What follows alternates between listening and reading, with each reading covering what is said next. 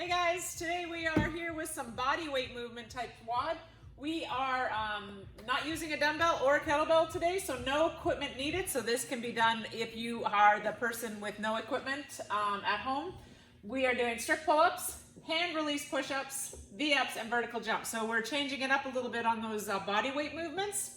We're putting the pull-ups back in there, but instead of just regular pull-up push-ups, we're going to do hand release push-ups today. Instead of sit-ups, because I'm sure you're getting sick of sit-ups, we're doing V-ups today.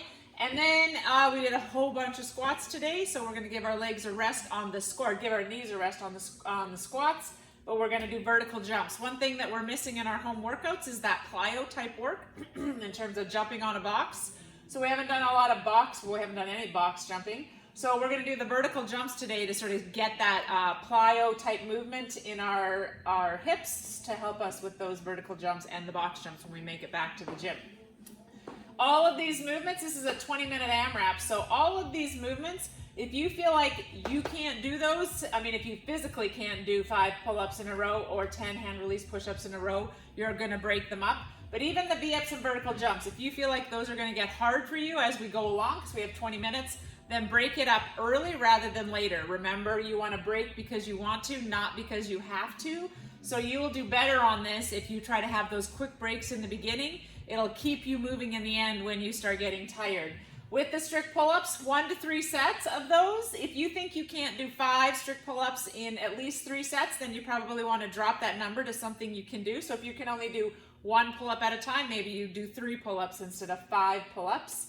Hand release push-ups, same thing, 1 to 3 sets. This is always, everybody knows, the push-ups are going to be harder than the pull-ups. So if you go to failure in the beginning and try to do big sets, it is going to impact you in those later rounds. So just try to break those up earlier rather than later. I ended up doing that when we redid the challenge baseline. My strategy on that one was to try to go on smaller sets right from the get-go. On those push-ups, and that helped me get faster on that because then I didn't fatigue as much on my push-ups in the end, and I was able to still maintain what I was doing in the beginning. The V-ups, those also, if you do really good, kind of perfect V-ups like we talk about in here, where you're trying to get those feet up at the same time, 15 can be hard to do in a row, so thinking, should I break those up into sets of 5 or sets of 7 and 8 so that you can manage that. And then the vertical jumps, even though we're not doing a lot of upper or lower body work here, 20 vertical jumps in a row can be a lot, so break those up if you think you need to in the beginning. We are, in terms of modification, strict pull-ups. We talked about the decreasing the reps.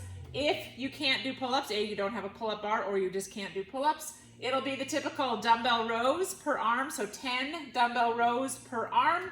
If you are using an odd object at home, so a sandbag or a backpack, or if you have a slam ball at home, you can do 10 odd object rows. And if you happen to have any kind of set of rings or the TRX at home, you can switch that to ring rows. Hand release push-ups, you can decrease your reps if you think you can't do 10 good hand release push-ups in 3 sets. If you can't do toe push-ups, we are going to go to our knees on this one. It's pretty hard to go to an elevated surface and do a hand release on that because then you'll just drive your chest into whatever surface you're trying to go to. V-ups will decrease our reps if we have to, and then we'll go to knees to chest if we can't do good V-ups with our toes to our hands.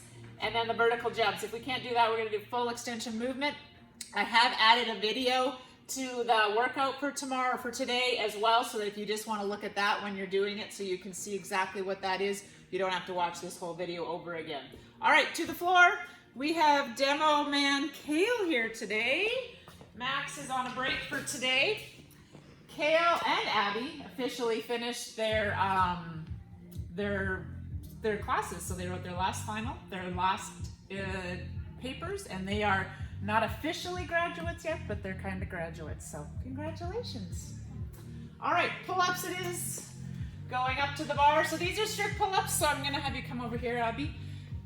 From the side, remember, we're going to go all the way down, so you have to come all the way down, all the way up, and we're pushing away, pushing down on that bar so that we get into our lats, and then back in our lats. That is our pull-up. If we can't do a pull-up, we're going to grab that dumbbell and do dumbbell rows.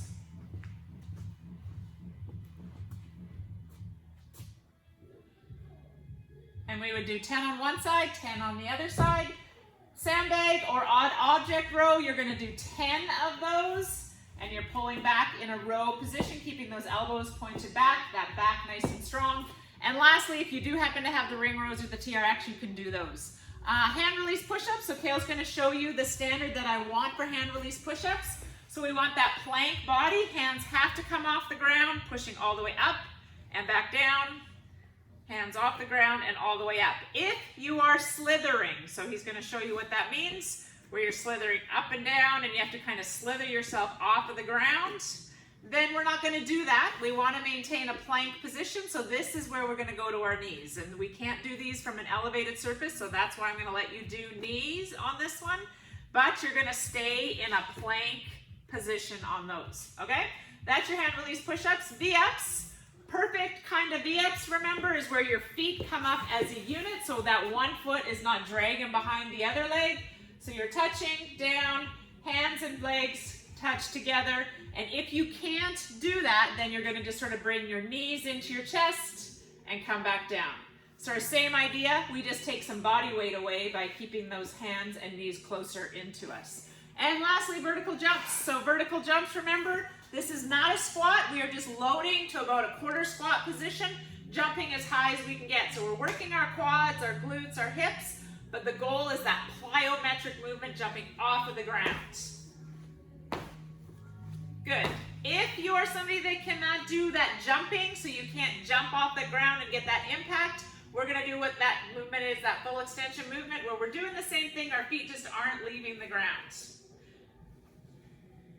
Perfect. That is it, 20 minutes, Humvee, bodyweight movements. Good luck.